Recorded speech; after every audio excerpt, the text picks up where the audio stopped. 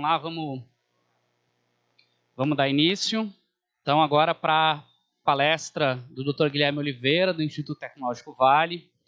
A palestra é Genética e Genômica no suporte à conservação e uso do patrimônio genético da Amazônia. O Dr. Guilherme é biólogo pela UFMG, doutorado pela Universidade do Texas A&M e pós-doutorado na Universidade de York e Instituto Pasteur.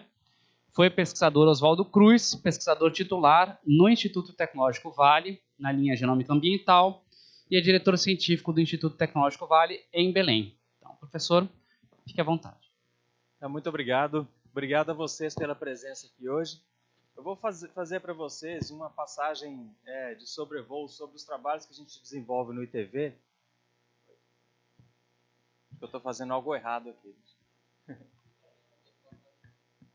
Como é que é? Usar esse? Tá ok. Bom, agora vai. Então, um sobrevoo sobre as pesquisas que fazemos no ITV visando a conservação de espécies e também o uso do patrimônio genético, especialmente através da revelação desse patrimônio com abordagens genética e genômica, mas eu vou acoplar outras coisas para dar mais contexto a essa apresentação. Bom, isso aqui é um pouquinho sobre TV, grandes números, né? Apesar de sermos um instituto privado de pesquisa sem fins lucrativos, a gente atua na academia como qualquer outro centro de pesquisa, né? Fazendo as nossas publicações, depositando os dados em bancos públicos e colaborando intensamente com outras instituições de pesquisa. Nós somos hoje 38 pesquisadores, 137 bolsistas pagos com recursos próprios, e divididos em 6 grupos de pesquisa que fazem colaboração intensa entre eles, de modo a ter um trabalho de fato interdisciplinar. Esse aqui é o nosso principal local de pesquisa. Para quem não é daqui, aqui está o estado do Pará, Belém fica aqui, e aqui está a região de Carajás, que é onde nós realizamos a maior parte do trabalho. Aqui é uma visão de uma das serras de Carajás, a Serra Sul, essa floresta maravilhosa, e que tem o reconhecimento do patrimônio genético contido na floresta. Eu acho que para esse público aqui é conhecimento comum. A questão é como que nós revelamos esse patrimônio genético aqui e transformamos isso numa condição de crescimento da sociedade enquanto nós mantemos a floresta de pé. E é nesse âmbito que nós fazemos o trabalho do ITV. Uma das primeiras perguntas a ser respondidas é quem está aí? Se a gente fala do patrimônio genético, a gente não sabe quem são as espécies, quais são as espécies que habitam esse lugar, a gente tem que primeiro descrever essas espécies. E um exemplo que eu vou trazer para vocês aqui é desses bichinhos aqui, são besouros aquáticos de 2 milímetros de tamanho, que é o que a gente chama de área taxonômica escura, dark taxa. São coisas que ninguém sabe o que são. São muito parecidos entre eles, e o que a gente faz então, para coletar esses bichos e saber quem é quem, isso tem a ver também com processos de licenciamento ambiental, mas também é um exemplo de como você descobre e revela essas espécies. A gente faz uma tipagem morfológica desses animais, depois atrela essa tipagem a sequenciamento genético, que no caso é uma representação dos genomas mitocondriais de diversos indivíduos, que nos permite agrupar esses indivíduos em espécies, saber onde essas espécies estão localizadas. E a gente tem agora acoplado a informação genética, a informação de micro-CT scan, que é a tomografia, microtomografias dos animais, que nos permitem ver, então, mostrar a estrutura externa e também detalhes internos de importância taxonômica. E isso tudo tem, eu queria frisar bastante isso, que coloca todo o estudo de descoberta e análise das espécies no espaço digital agora. Para quem aqui é taxonomista, já trabalhou com isso, pegar espécime emprestado, mandar isso de um museu para outro, para os laboratórios, demora muito tempo, é um trabalho muito delicado e a gente precisa de acelerar esse processo. Por isso que a gente faz muito estudo genético, porque agora as comparações levam frações de segundo ao invés de meses. O tempo médio entre uma pessoa coletar um besouro e descrever uma nova espécie é de 30 anos. E a gente sabe que no mundo a degradação ambiental não nos permite ter esse tempo. Então eu trouxe esse slide para exemplificar como que nós estamos abordando a descrição de novas espécies nesses ambientes. Esse outro caso, estudo de caso aqui, de planta, é bastante interessante porque a gente começa de uma situação em que nós tínhamos uma planta em uma lagoa, essa lagoa aqui, que fica nesse ponto, que é o único lugar no planeta onde essa macrófita existe. E a primeira pergunta, há 6 anos atrás, que a gente tinha é: isso aqui é uma espécie nova ou não? E o que nós temos que fazer para certificar de que essa espécie sobreviverá ao longo do tempo? Então, nós fizemos o trabalho similar ao que a gente mostrei antes, com genética e morfologia fina. A gente teve que aprender a replicar essa espécie no laboratório. Hoje nós temos uma fazendinha dessa planta, que é a Isoetes skang. Produzimos milhares de indivíduos. Né? A gente teve que entender os requerimentos nutricionais dessa espécie e também fazer muita genética. Aqui um estudo, por exemplo, de estresse da planta. É uma planta criada em diferentes substratos, aqui o substrato natural e aqui substratos cada vez mais restritivos ao crescimento dessa planta. E o que a gente vê é que em cada linha é o perfil de expressão de um dos genes e aqui as réplicas, né? Pois bem, vocês veem que tem áreas amarelinhas aqui no substrato bom e áreas roxinhas no substrato ruim. Isso nos dá, então, marcadores, tanto do ponto de vista de transcriptômica, que é esse exemplo, mas também de análise de proteômica, para verificar se a planta, no meio ambiente natural, ela está sofrendo alguma pressão que está levando ela a ter estresse. Então, a gente tem, por exemplo, marcadores de fotossíntese que estão aqui, que revelam que a planta está saudável. E aqui, esse verdinho mostra o que, eu não lembro se é aqui ou aqui, marcadores de genes de transporte de membrana. Desculpa, aqui eu esqueci, errei, fotossíntese não. De resposta à salinidade, que indicam que essa planta está sob estresse. Então, a gente pode fazer um monitoramento ambiental e saber se a planta está sob algum tipo de ameaça antes dela morrer, ficar amarelinha e morrer. E aqui outro estudo que a gente faz comumente, que é de diversidade genética e de estruturação genética dessas espécies no meio ambiente. No caso dessa planta, que vive numa única lagoa, o que a gente viu é que cada pontinho colorido é uma área da lagoa, é que não existe um agrupamento genético das plantas pelo local onde elas estão, ou seja, é uma população pamítica. Elas cruzam livremente, independente do local onde elas ocorrem. Isso foi uma análise feita através de uma tecnologia que chama-se Genome Skimming, que a gente faz o sequenciamento de diversos indivíduos do genoma completo, identifica os variantes e depois compara a diversidade dessas variações na população. Né? E isso permite também a gente calcular um número muito importante, que é o número mínimo de indivíduos que nós precisamos de conservar para certificar de que a espécie sobreviverá considerando a diversidade genética dessa espécie. E esse é o número mágico para Isoetes skang.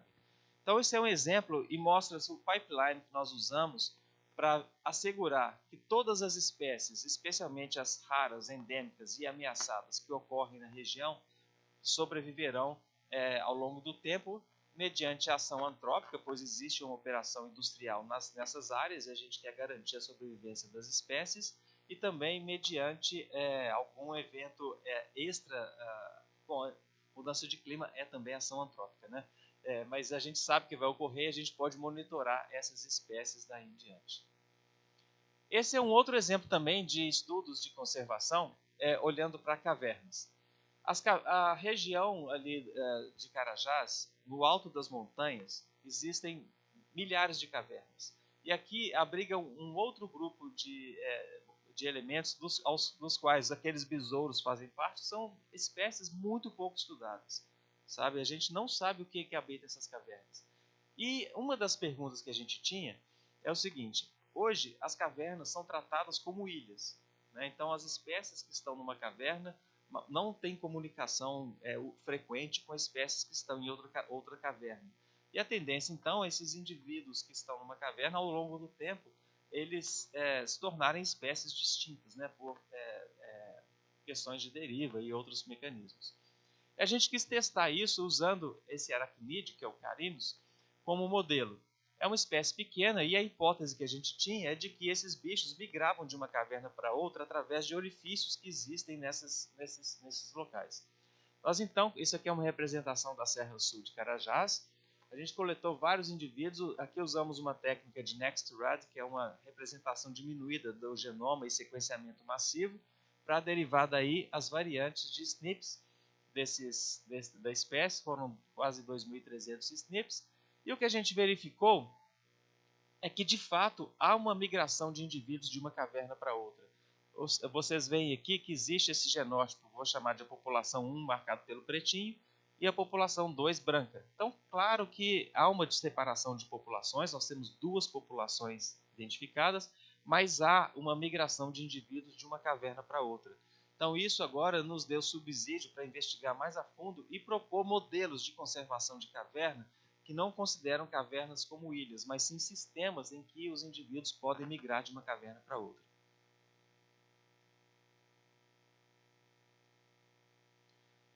Indo mais a fundo, nós temos o genoma nuclear das espécies, né? E hoje é reconhecido que sequenciar o genoma nuclear é importante porque é daí que nós temos a informação mais fina, não só sobre a genética da espécie, mas até sobre a fisiologia a partir da identificação dos genes contidos nesse genoma, né? O nosso primeiro genoma é da arpia, é um genoma que eu vou detalhar um pouco mais, ele está completo, é um genoma estimado em 1.2 GB, com 58 cromossomos, mas também a gente participa do programa de reprodução da onça pintada, fazendo o genoma dessas onças e identificando os melhores pares para conservação ex situ, né? Isso em parceria com o parque... ele mudou de nome, agora esqueci o nome, mas era o Bioparque da Amazônia, que fica lá em Carajás, que tem indivíduos de onça que troca com outros parques para que a espécie seja reproduzida, mas mantendo a diversidade genética, que é chave para o sucesso de qualquer espécie no longo prazo. E além disso, a gente tem 50 outras espécies no pipeline, a grande maioria delas amazônicas, e só para detalhar um pouco do genoma do gavião real, as tecnologias utilizadas foram uma tecnologia baseada no sequenciamento Illumina, que se chama HiSeq, que pega fragmentos que estão muito distantes um do outro, mas em contato físico, e você consegue então remapear no genoma partes distantes, que ajuda muito a fazer montagens grandes desse genoma. Sequenciamento com a tecnologia PacBio, que faz long reads, usando a tecnologia HiFi, que são reads longos, mas de muita qualidade. Então a gente gerou aqui quase 32x de cobertura do genoma com essa tecnologia e 155x com essa tecnologia, além de mapeamento óptico, que nos permite depois olhar os fragmentos e ver se eles se refletem na montagem feita, e assim a gente refina essa montagem. Bom, isso aqui é uma figura representativa, que a gente não tem muito tempo de entrar em detalhe, mas o fato é que nós temos hoje 547 contigs no genoma. Já melhorou, esse slide está um pouquinho antigo, mas para vocês terem uma ideia, tipicamente quando se faz o sequenciamento Illumina, até de uma bactéria, você termina esse sequenciamento com, às vezes, dezenas de milhares de contigs. Para um genoma desse tamanho, nós temos 547, o maior dele com 120 megabytes. Aqui, essa é uma métrica que reflete a 50% do genoma no N50 tem um contig que é o maior contig, que é de 55 megabytes. Isso nos diz, para quem não está muito familiarizado com essas métricas, que é um genoma de muito alta qualidade. E além disso, nós temos 50 indivíduos sequenciados para termos uma ideia da diversidade genética da espécie no Brasil todo, para que então, os programas de conservação usem dessa informação para o manejo da espécie in situ, né? Bom, isso aqui foi tudo falando um pouco de estudos para a conservação da espécie. Mas tem o outro lado, que eu aludi a ele no início, que é como que a gente transforma a biodiversidade da Amazônia, essa riqueza do patrimônio genético contido nela, em benefício da humanidade, enquanto a gente mantém a floresta em pé. Isso requer muita tecnologia, né? Até para a extração de frutos, muitas vezes você põe pressão sobre essas populações porque você recolhe todos os frutos e a planta não tem semente para reproduzir, né? Se a pressão for alta o suficiente. Mas nós temos muitas oportunidades aqui.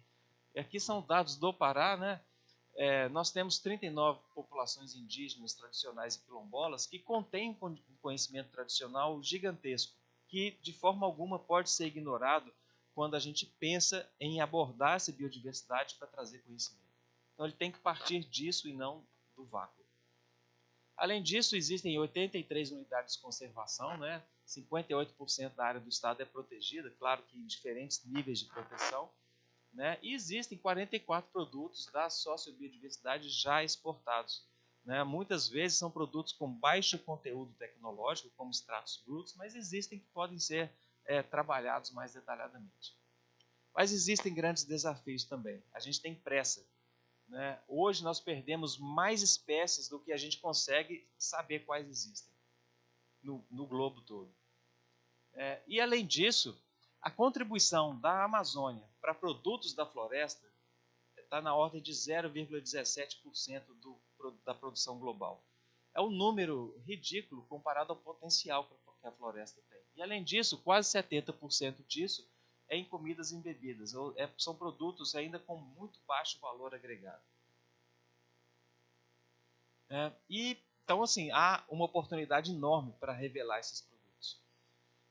E aqui eu queria trazer, eu trouxe esse slide porque liga a parte inicial dessa conversa com essa parte agora. Não há como a gente desenvolver bioeconomia na floresta, mantendo a floresta de pé, se a gente não faz conservação.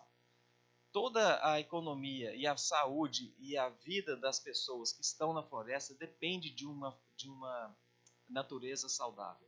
Então isso tem que ser considerado. Não adianta só fazer genética se a gente não olha para isso, porque das florestas as pessoas tiram alimento. A polinização agrícola é importantíssima para a produção. A fixação de carbono, além de importância para a saúde nossa, hoje é um mercado que está pronto a explodir. A água de qualidade, ela existe porque nós temos a natureza que purifica essa água para nós. O solo de qualidade, sem esse solo de qualidade não tem nada que cresce nele. Então, a base de tudo está aqui. E ar, né? Que também envolve todos esses aspectos. Aqui eu vou passar rápido por alguns dos números do que a gente chama de capital natural. Quer dizer, o que a floresta de pé nos fornece? Por exemplo, a gente já fez aqui medição de altura, diâmetro de árvores na altura do peito para identificar a quantidade de carbono capturado pela floresta. Ainda no Brasil, a gente tem muito pouca medição nesse sentido. Então, a gente usa médias que são muito variáveis de acordo com a região onde a gente está. E a gente está identificando essas espécies e colocando QR codes nas espécies para que a gente possa depois localmente voltar e saber como foi a evolução disso no tempo. Nós já identificamos 61 espécies de borboletas frugívoras, que tem tudo a ver com aquilo que a gente conversou antes.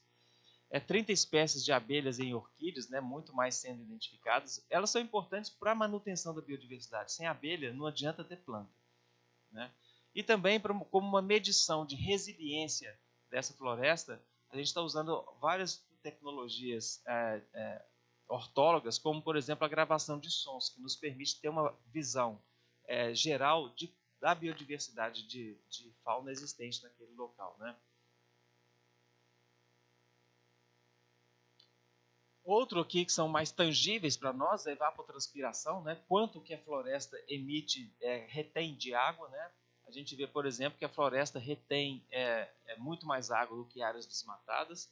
Ela tampona o balanço hídrico da bacia, aqui no estudo feito na bacia do Rio Itacaiunas, mas, além disso, implica na regulação do microclima local. A gente sabe, como eu disse antes, que as abelhas e outros polinizadores são importantes para a produção agrícola. No estado do Pará, é $1 bilhão que as abelhas geram de valor na produção agrícola. E a gente também tem feito coisas mais, não vou dizer que são lúdicas, porque são importantes, né? A gente traz para o nosso ambiente espécies exóticas, né? As nossas queridas mangueiras aqui de Belém são asiáticas, né? A gente tem muita espécie aqui que não foram desenvolvidas para esse fim, e alguém resolveu usar mangueira, mas a gente fez um trabalho com as espécies existentes na região de Carajás e 7 nativas para uso urbano.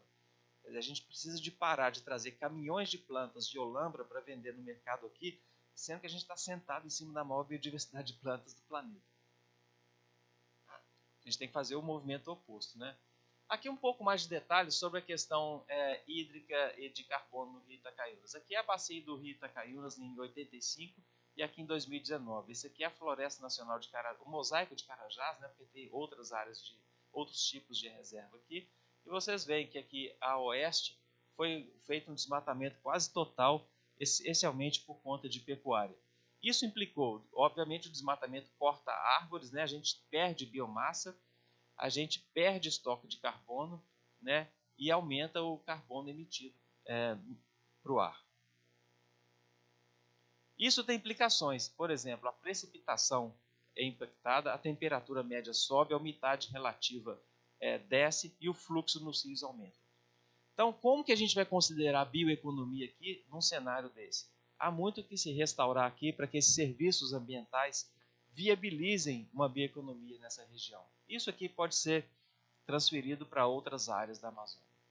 Aqui o déficit hídrico, né, gerado por isso aqui. Né? Você não retém água no ambiente e tem épocas aqui que os rios secam. Né? Rio seca na Amazônia. Então esse é o cenário com o qual a gente tem que lidar. Aqui a capacidade, frente a mudanças climáticas, da floresta, é uma visão mais amazônica, de reter carbono. Então vocês vão ver que as mudanças climáticas, mesmo que a floresta seja mantida de pé como é hoje, impactarão na sua capacidade de retenção de carbono e impactam também nos habitats dessas espécies que são tão importantes para a manutenção da floresta nativa, mas também para a produção agrícola. De acordo com esse modelo de mudança climática, o habitat vai diminuir nessa região. Como é que nós vamos fazer sem as abelhas? Aqui, uma das soluções, isso aqui é um algoritmo que nós criamos no ITV para identificar áreas prioritárias para reflorestamento, para viabilizar a comunicação de Carajás com outras áreas de preservação, para que as espécies possam migrar e assim pelo menos dar chance dessas espécies encontrarem um habitat adequado frente a mudanças climáticas. Voltando agora para o assunto primário nosso, isso aqui dá um contexto que a gente tem que trabalhar.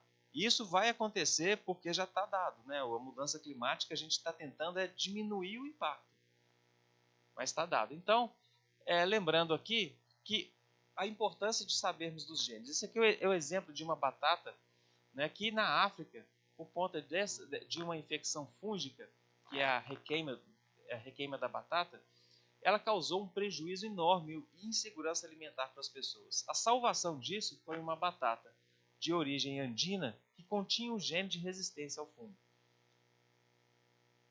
E por isso que a gente estuda também outras plantas que estão nativas da floresta. Essa aqui é uma batata doce de Carajás, a Ipomoea cavalcante. O que essa batata evoluiu ao longo do tempo para lidar com temperaturas altíssimas e às vezes falta de água, pode ser importante para ajudar a criação de batatas que resistam. Isso está totalmente ligado a mudanças climáticas, né? Então são exemplos similares que nós temos marcadores agora de resistência a estresse hídrico e a calor. Aqui o jaborandi, que é um velho conhecido de todo mundo, né, que produz uma substância de uso farmacêutico, que está sob uma demanda incrível, porque hoje ele foi aprovado até pelo FDA para uso para isso aqui. Né? A gente vai ficando velho e precisa de óculos. Então a pressão sobre o jaborandi é enorme e a produção não dá conta de fazer isso. O que a gente faz então é colocar isso numa perspectiva de estudos mais contemporâneos, de identificar marcadores genéticos dessa população que viabilizem a alta produção de pilocarpina foliar nessas plantas a partir de matrizes que estão presentes na floresta, para tentar também tirar essas plantas da floresta e produzir, no nosso modelo, em sistemas agroflorestais na região.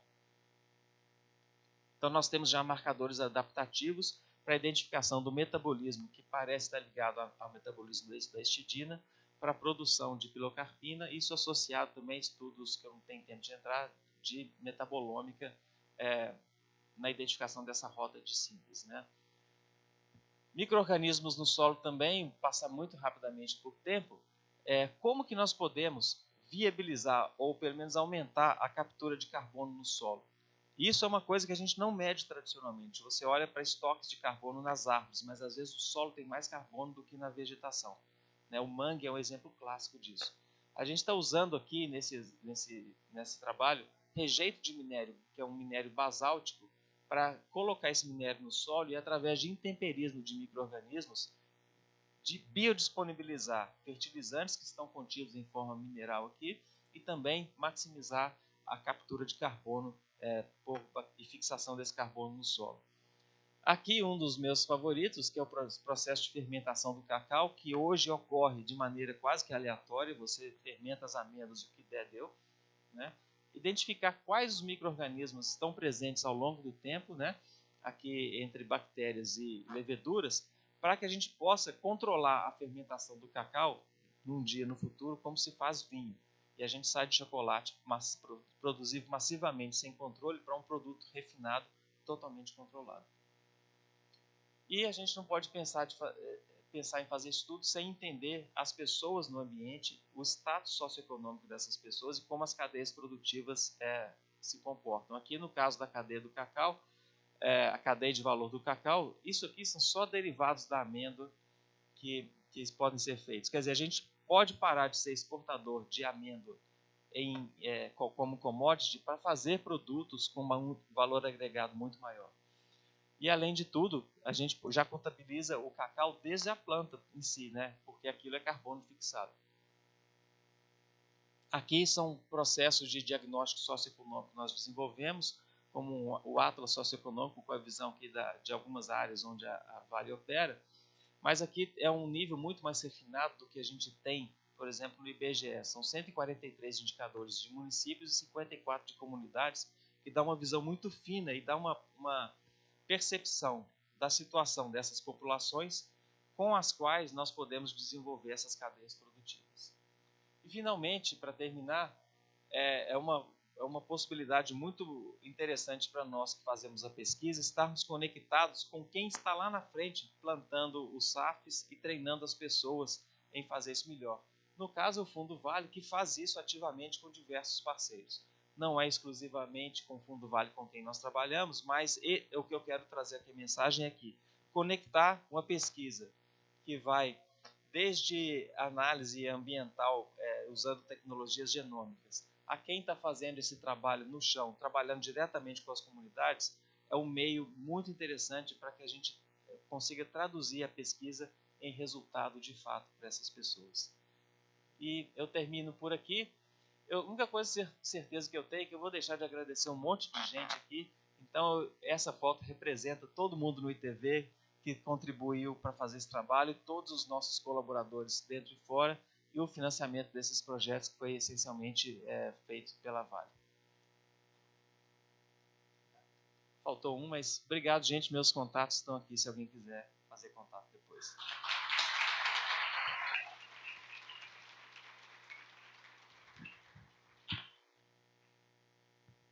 Bom, vamos passar então as perguntas. Agora a gente troca de microfone de novo, preciso levar isso para o pessoal. Quem tem perguntas, professor Guilherme?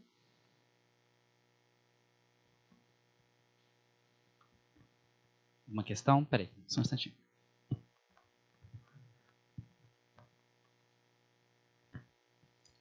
Parabéns pelo trabalho, Guilherme.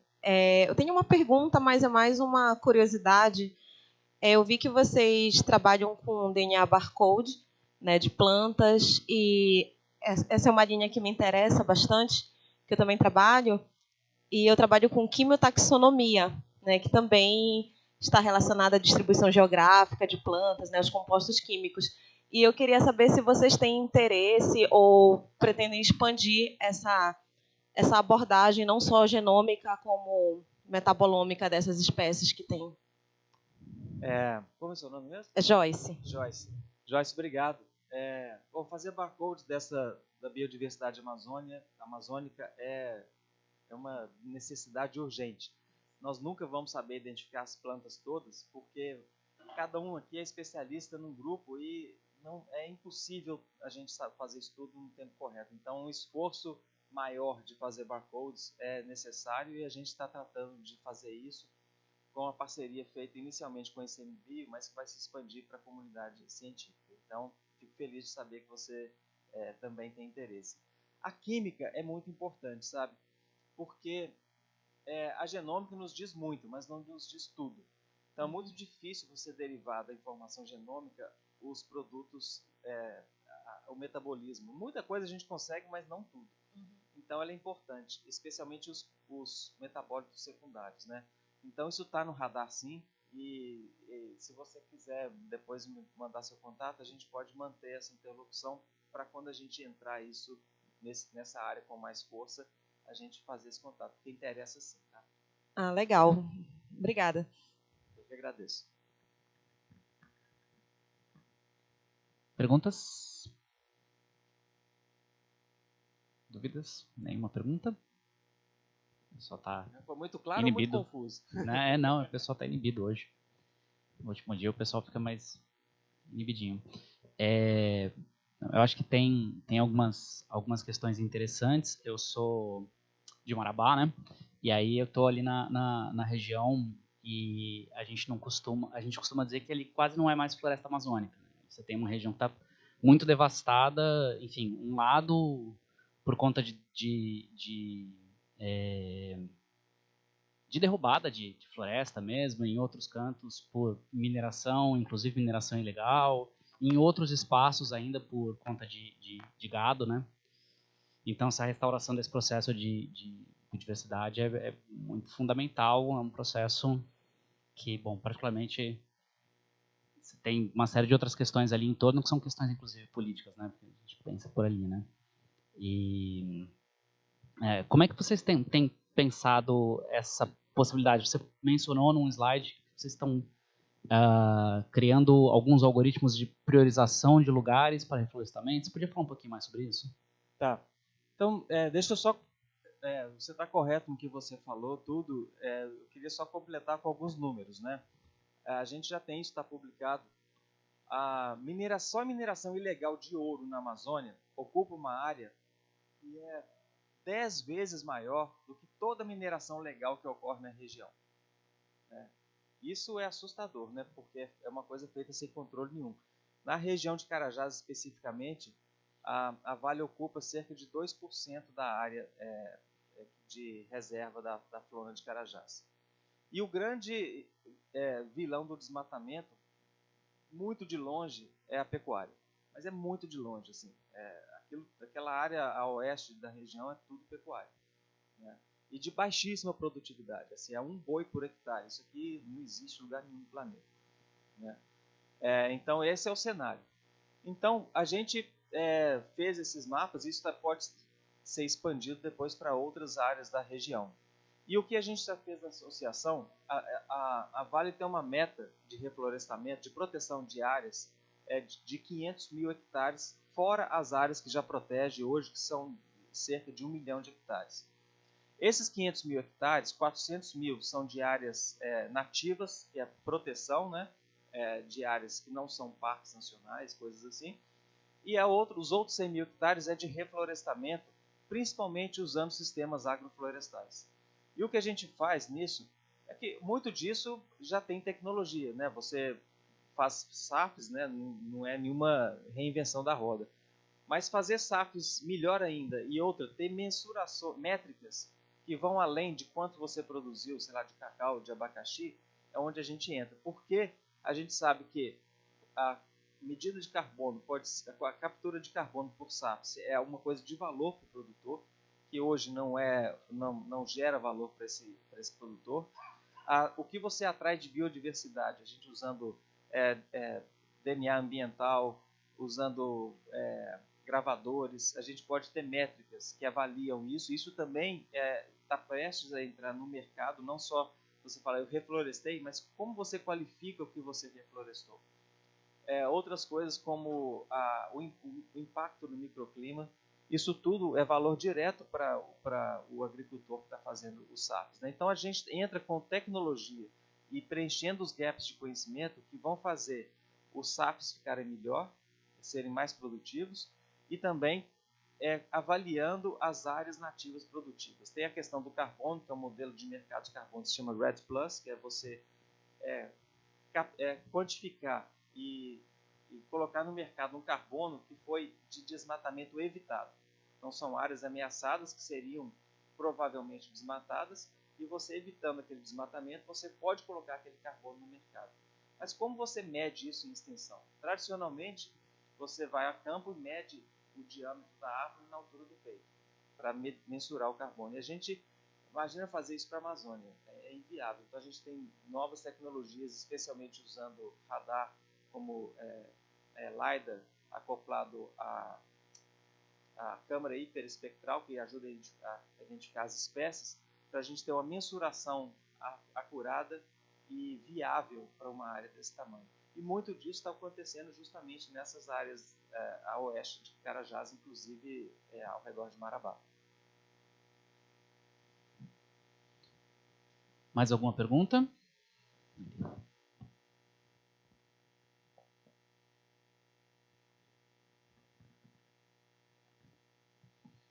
Guilherme, sou Karina. Parabéns pela palestra, adorei ver tantos resultados, né? E fiquei encantada com o genoma que vocês montaram, porque não é fácil montar um genoma desse tamanho, né? E vocês deram também vários exemplos de distribuição genética, de espécies de plantas, algumas de uso alimentar, medicinal. Vocês também têm trabalhado na montagem de genoma de plantas, de outras espécies? Sim. Ou mais os animais? Não, plantas também, né? A gente começou com os genomas desses... Animais muito mais são mais tratáveis do que plantas em termos de montagem de genoma, especialmente se você vê com poliploides e tal. Mas é um desafio que a gente tem que enfrentar, porque, bom, você sabe muito bem que para o desenvolvimento dessas espécies de interesse econômico que são de origem amazônica, a gente precisa dessa informação. Aí vem a açaí, a castanheira do Pará, né? E outras, e essas estão no radar também.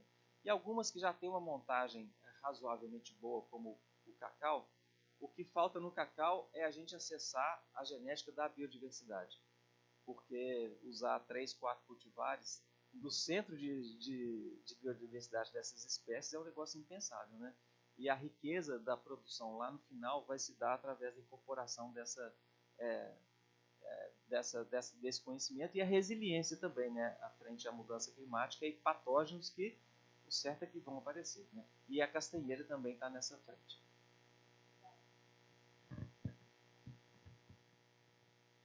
Perguntas? Questões? Colocações? Ali, pronto. Pois é.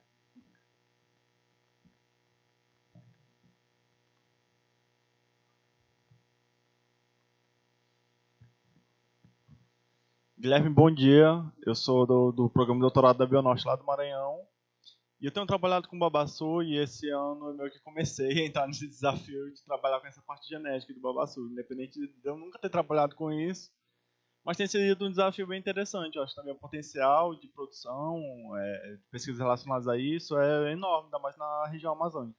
Mas minha pergunta não é nem direcionada a isso. Como eu sou muito curioso em relação a essas questões de desafios e dificuldades, e quando a gente fala de região amazônica, como vocês já estavam falando anteriormente, a gente tem alguns desafios na questão mesmo da ampliação da área de pastagem, dessa questão da agricultura, enfim. Eu fiquei me questionando quais que seriam, no caso para vocês, os maiores desafios em relação ao desenvolvimento de pesquisas associadas a isso.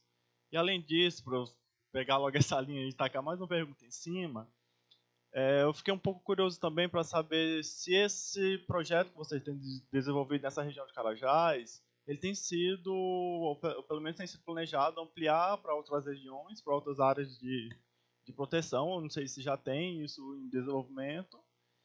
E quais seriam as próximas perspectivas de vocês para o desenvolvimento desse trabalho? Assim, etapas futuras, o que é que vocês pretendem chegar, qual o ponto principal, ou o que é que já tem planejado. Nada que assim que entre já demais dentro do trabalho de vocês. Obrigado. E parabéns novamente pela apresentação, foi incrível. Eu que agradeço. O babaçu é uma espécie super importante, de fato. Bom, sua pergunta é um prato cheio, né? Então, vou ver se eu lembro de tudo. Então, desafios. Bom, tem um desafio tecnológico que a gente, no Brasil, né, todos nós sofremos com a falta de investimento, né, especialmente público, nos últimos anos. Então, há uma defasagem tecnológica muito grande no país. E a gente tem tentado no ITV, com a nossa capacidade de fazer isso, né, que é limitada, né, e também o Brasil é gigante, a Amazônia é gigante, a gente não consegue fazer sozinho, que esse é outro desafio que eu vou tocar já. Mas a gente tem trazido tecnologia para cá, sabe? Por exemplo, sequenciamento genômico. Mas é muito caro fazer no Brasil, é mais fácil mandar para fora. Tá? A gente pensa um pouco diferente. O caro é não fazer. Tá? E mandar para fora também tem desafios enormes. E você vai ficar dependente de tecnologia externa para sempre. Então, a gente está tratando de colaborar com os principais centros do mundo que já sabem fazer isso, porque eu não estou disposto a reinventar a roda, para a gente começar no mesmo patamar e trazer isso para cá. Então, a gente tem no ITV instalado um parque de sequenciamento que não existe na América Latina. Tá? E isso aberto à comunidade. A gente não faz as coisas fechadas. Então, se você tem lá, quer fazer o Babaçu, e se é um projeto seu, mas você tem como trazer os insumos, o equipamento está aberto sem custo. Tá? Agora, o custo é maior do que mandar para fora, mas aqui você vai aprender a fazer. Tá? Então, esse é um aspecto. O outro desafio é a gente nunca vai fazer isso sozinho. Sabe? Eu nunca vou trabalhar com açaí, castanheira, ou o que for, ou mesmo onça, ou arpia. Só arpia a gente teve que fazer uma conexão ampla para conseguir essas 50 amostras. Então, não é um projeto nosso, é um projeto que tem que ser em rede, colaborativo, para que ele dê certo. Isso é uma prerrogativa absoluta.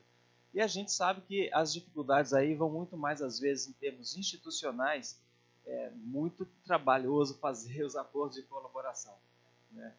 E às vezes precisa do pesquisador ou da pesquisadora colocar o projeto debaixo do braço e sair batendo em porta para a coisa acontecer. Sabe? A gente já teve casos que não se concretizaram por causa disso. Sabe? Mas a notícia boa é que tem muita gente a fim de colaborar e nós muito a fim de colaborar com essas pessoas. Então esse é o lado bom. Tinha mais um monte de coisa aí que eu não estou lembrando. Só para mais uma aí que eu não lembro. O que eu esqueci de falar? Ah, sim, as perspectivas, né? Então, a gente ficou, de certa maneira, apesar de ter muitos colaboradores, um pouco escondido no ITV, sabe? Até para a gente se estabelecer. Nós somos muito jovens, tem essencialmente 7 anos que a gente começou, de fato, a trabalhar nessas coisas todas. Então a gente tinha que tomar pé, até a nossa própria mantenedora nos entender onde a gente se situa, né? Para saber como que a gente pode ajudar melhor a empresa a enfrentar os seus desafios via ciência, não só desafios internos, como os processos de licenciamento, mas hoje desafios postos para fora. Né? A empresa já colocou para fora, por exemplo, que tem essa meta florestal de proteger 400 mil hectares e reflorestar 100 mil. Sem ciência isso não vai ser feito. Né? Então, você vai até um certo ponto com conhecimento hoje, mas se fosse para fazer de eucalipto, não precisava de muita coisa, mas não é eucalipto, é árvore nativa. Né? Outro desafio, a empresa já colocou que quer tirar 500 mil pessoas da extrema pobreza. Né? Isso não é programa assistencial. Tirar 500 mil pessoas da extrema pobreza requer você construir essas cadeias produtivas. E aí isso embute também conhecimento científico. Tudo isso feito de maneira colaborativa. Né? E outra coisa que nos preocupa no ITV é o seguinte: você pode fazer SAPs hoje e está muito bem, obrigado. Né? A produção de SAPs no Brasil, de cacau no Brasil e no Pará, que hoje é o maior produtor de cacau, é minúscula comparada à produção que você tem na África. Isso é intolerável. A gente está no país que é o centro de diversidade do cacau e o Brasil importa amêndoas da África. Né? Olha, eu não vou dar muito tempo. Se a gente bobear, nós vamos importar açaí da Malásia. Né? Então, aí a gente se insere também. Né? O que a gente precisa de contribuir com pesquisa para que nós tomemos posse das espécies que estão aqui e a gente transforma essas espécies em valor. Né? Por que se planta mogno africano no Brasil e não as espécies nativas? Porque ela foi desenvolvida geneticamente. Ninguém estudou as nativas. Né? Então nós devemos isso a nós mesmos, e o diferencial que o nosso país tem em relação aos outros não é fazer chip de computador. É na floresta, que a gente está sentado em cima do nosso principal ouro e a gente tem que colocar isso para nosso benefício. Tá um pouco de ambição aqui, né, motivacional, mas é isso mesmo que eu acredito, gente. Eu vou para casa pensando nisso e vou trabalhar pensando nisso. Tá? Eu acho que ainda tem tempo para uma última perguntinha, se alguém quiser colocar alguma questão. Não? O pessoal perguntou bastante também depois. Bom, então queria agradecer, Dr. Guilherme. Já vou lhe passar o certificado, depois tem que dar uma checada só. Pelo que eu entendi, a gente faz uma pequena pausa e depois retorna, né? Então, obrigado a todos e todas e todos pela presença, quem está online também, e é isso aí.